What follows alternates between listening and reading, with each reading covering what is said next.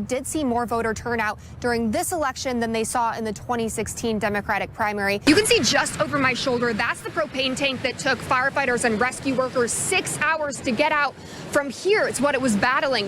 This is the creek that's just off of Sandusky Drive, and now I was going to step in it to show you just how deep it is.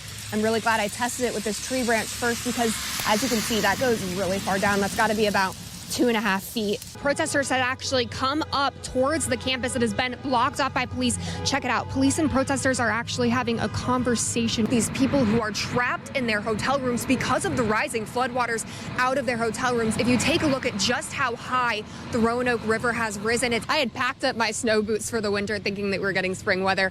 Obviously, I was very wrong, but at least they're getting some love now. Check it out. If you look down at them, you can see the snow is already starting to accumulate. Oh, if you point our camera up, I think we can see it. Just now, it's overhead. We're going to try to get you a shot of that chopper right now as we continue in this search for Michael Brown. Again, he is the man wanted for murder. While her car was on fire, she was rescuing all of that mail that you saw in the roadways from that car. Once you start getting 2, 3, or even 4 customers into a store, one of the bigger challenges is figuring out how to keep them all socially distanced. Church stumped us and others. So we turned to the book known to have all the answers, and we flipped to Revelation 13:17. It reads, so that no one could buy or sell unless he had the mark.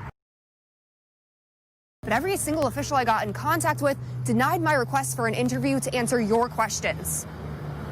Based off the comments on our WSET 13 Facebook page, the public has many questions about what exactly happened during the DUI traffic stop involving State Delegate Chris Hurst. You're over the legal limit. Take care. Questions like, why did the officer let them drive away? Did they actually go to Walmart like the officer asked? And why are legislators immune to arrest for most infractions? So I drove to Christiansburg to spend the day trying to answer those questions for you. First stop, the police department, to ask the police chief if the lieutenant conducting the traffic stop followed proper procedure. Hi, can I help you? Hey, yeah, I work with ABC 13 News. The police chief refused an on-camera interview, but a representative did come out to speak with us, saying all our questions will be answered in an official statement. The public is just like genuinely very curious and has a lot of questions. Yeah, and I hope our statement will hopefully explain why. None of our questions were answered in that statement. It only addressed the department conducting an internal investigation and reviewing DUI policies. So I sent an additional email asking if it was safe to let them drive, if the officer followed proper protocol, and why didn't the officer wait with them or follow them to Walmart.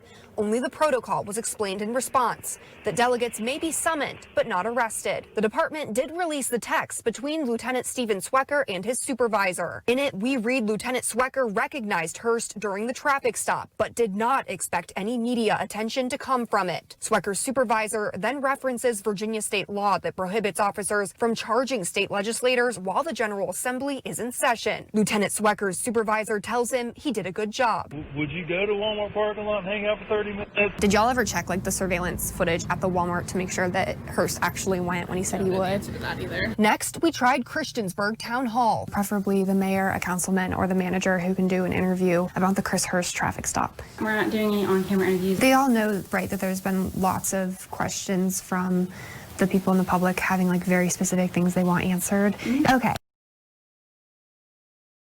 The decision comes after university leaders realize that some of these students simply have nowhere else to go. Still, community members are concerned as many of these students have just returned from traveling over spring break last week. As the number of coronavirus cases continue to rise in Virginia, Liberty University welcomed back students from spring break.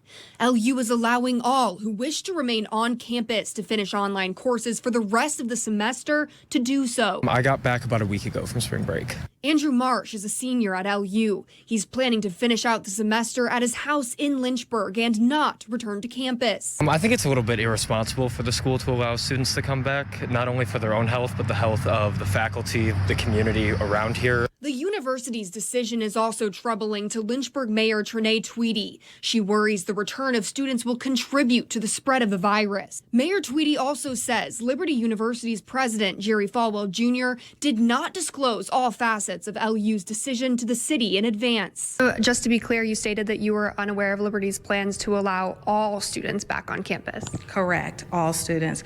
We had been told by President Falwell that there were some students, international students, for example, but it was a different story when we were told today about the release and the statements that all campus students were invited to come back. But President Falwell maintains the city knew of his plans beforehand and that they aren't the only school with students still living on campus. Liberty has a larger number because we're a bigger school, and so that's a cheap shot, and she knows better than that. Falwell claims fewer than 10% of students have returned, although all students were invited back. Those students are mostly international students and students with extenuating circumstances.